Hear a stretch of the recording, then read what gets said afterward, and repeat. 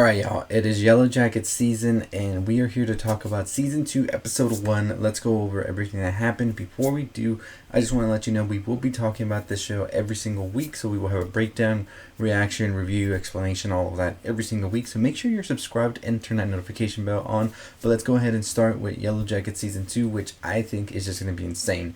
So this first episode really does a great job at recollecting everything that happened in this past season, season 1, which was more than a year ago. So you definitely need that recap for sure, I think, especially if you haven't revisited the show in that long of a time, because a lot of things did happen. So I think that this show very much so started off right with the season, as we see more of the girls coming home after everything that happened. And I love the timelines of Yellowjackets because it's so much happening at the same time. It's so rapid and it keeps you engaged throughout. And this show definitely, I think, is going to have its best season yet, as many people are saying who already watched it. So let's start off with Shauna, who of course is our main character for sure. And we see adult and teenage Shauna dealing with a lot at the same time. Teenage Shauna has definitely been dealing with the death of Jackie, which happened in season 1 after Jackie was left out in the cold, and so she froze to death. And we see a scene where teenage Shauna is now having a dialogue with the dead body of Jackie. And it was great to see Jackie's actress actually come back again. I was kind of worried for her after season 1 that she wouldn't have a spot in the show, but I'm glad that they're doing something with the dead body. So we see that Shauna is sort of losing it. Every time she goes to go get the meat for dinner or whatever, she goes into the little refrigerator they set up for everything, and in that refrigerator they do have Jackie's body. So Shauna takes the time to have a conversation with her friend, which can get kind of weird and kind of scary at the same time.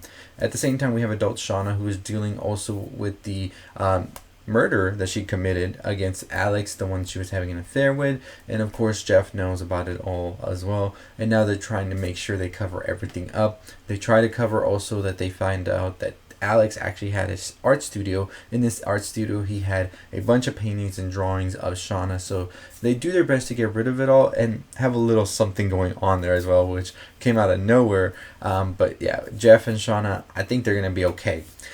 We also have Misty, who is trying to find out what happened to Natalie. As we know, at the end of season 1, Natalie was taken by Lottie Matthews' cult as she was in her hotel room, and so Misty's trying to find out exactly what happened to Natalie. She goes to the hotel trying to look for clues and everything. At the same time, Misty also realizes that somebody in her citizens detective group is also trying to find out what happened to Alex. This is where we get our first introduction to Mr. Elijah Wood, although we only hear his voice, and we know that he is sort of suspicious of what exactly happened to Alex and is on the case to try and figure that out.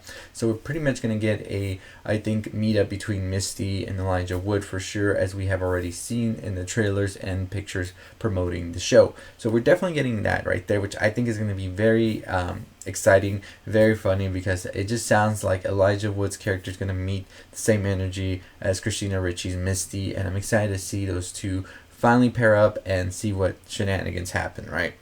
So we do have Natalie, who I said was taken by the cult, and now we know that Lottie is behind it all as well. We found that out as well in the previous season, where they said, who the is Lottie Matthews? And so now we know that Lottie Matthews is behind all of this. She still has her cult and everything, but what we learn actually in the beginning of the show's season 2, episode 1, is that Lottie Matthews, when she came back, she actually went through extensive shock therapy, a bunch of different mental institutions and all of that, trying to make her better again, they said, because she hadn't said anything ever since the whole incident. So they were trying to see what was going on. We don't know exactly if these methods worked, or if her brain is still warped, or what exactly is going on. There's this whole allusion to what really is happening in Yellowjackets, if it's real, if it's not. We see that throughout this episode as well. It looks like Lottie is sort of seen as this leader right now with the teenagers in the teenage timeline, where she is sort of able to heal them, give them spiritual guides, and sort of be this sort of protector for them all. We see Travis as well, still trying to find his younger brother Javi in the teenage timeline. He believes he's still alive. Some of the people believe he's dead. Lottie believes he's alive, so there's a lot of confusion going on, and a lot of tension between Natalie and Lottie already here, because Natalie is very much so, he's dead. Lottie's still giving Travis hope, and Natalie feels that that's a bad thing to do because she's just making him have this hopeless chase and pursuit, as Javi is pretty much dead in Natalie's eyes because of the cold and everything, and Travis is just out there really almost killing himself trying to find Javi, and something that Natalie feels is just not gonna work. See Taysa and Van's relationship still. Taysa and Van are still sleeping sort of bound together due to Taysa's biting and sleepwalking and all of that. We do see the grown-up Taysa as well, who has now become a senator, and her family's currently falling apart after her wife had found this shrine that she had done with the family dog's head. Still sort of very much embodying these, I feel, rituals that came from Lottie, and so we see her relationship with her family now deteriorating due to all of this she has going on. So we do have that. We haven't met up with grown-up Van just yet, which I think will probably be coming in the next episode. That's going to be interesting to see with Taysa and grown-up Van. Of course, we know grown-up Van was not in the first season, but now will be in season 2, being played by Lauren Ambrose, who I think is just coming off a great show, which was Servant. So I'm excited to see her in something new and see what she's able to bring to the table for Yellowjackets. In the episode 1, we do see Natalie confront Mrs. Lottie Matthews, the both grown-up ones, now that Natalie is actually in this cult camp that is run by Lottie Matthews, where they very much so do some weird stuff, including burying people alive, and of course wearing the animal mask we see throughout the first season when they're teenagers, that we still haven't got an explanation how that all comes to be, but I'm pretty sure we're really close. Like I said, this is turning into a very interesting season. So many moving components. I'm very intrigued to see how they're going to handle all of this. It is very hard to already juggle a bunch of characters. It is harder to juggle a bunch of characters with different storylines, and I'm very curious to see how it all merges together. But from the reviews and everything we've heard, it is very much so an exciting time to be a Yellowjackets fan.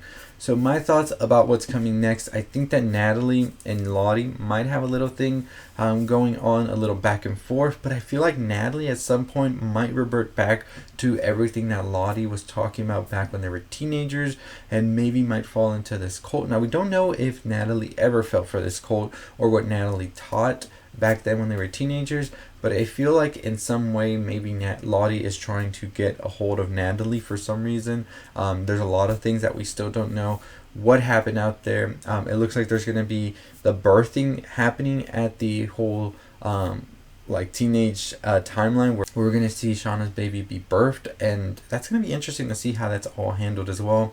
We don't know what exactly happened to all the other girls just yet, or the coach, or any of that. Of course, there's theories and speculations out there, and the biggest theory is that they were actually eaten by the other girls in this sort of ritual of knowing who was the weakest of sorts. Nothing's confirmed about that just yet. Also, Misty and Elijah Wood, I'm curious about that relationship. How close does Elijah Wood come to finding out what exactly happened, as well as he seems to be just on Misty's level about sort of being this investigator of sorts, and maybe not being as relentless as Misty, but being close to it might just cause him to get too close to the fire, if you know what I mean, and Misty might have to handle that as well. We also want to know what's going to happen with Shauna and Alex. Will the police close in on her about what happened to him, or are they able to clean their tracks? For now, it seems they did clean their tracks, but we also have Shauna's daughter, who is not that very convinced that Shauna is all right in the head. And we see in the final shot of the first episode that Shauna eats Jackie's ear that came off earlier in the episode. So we know that this is her descent into madness. Did she ever come out of this madness? It's safe to say that I don't think so. It looks like Shauna, as herself says, she is not all right no more, and she is slowly descending into the spiraling madness. So we'll see what happens in the next episode. I'll have some theories coming for you next week, so stay tuned for that. But in the meantime, make sure you subscribe, make sure you turn the notification bell, check out our other videos. We did a review on Evil Dead Rise, as well as Beef, and some other stuff at South by Southwest, so go check it out. We will have a live this weekend, so check that out, because I haven't done one in a while, but very excited to see what comes next. Let me know your thoughts and opinions down below, and we will announce the winners of a Man Called Otto Blu-ray giveaway today. Stay tuned for that community post and some more giveaways coming. As always, we're on the road to 30,000 subscribers. I'll see you next time. Stay safe, stay positive.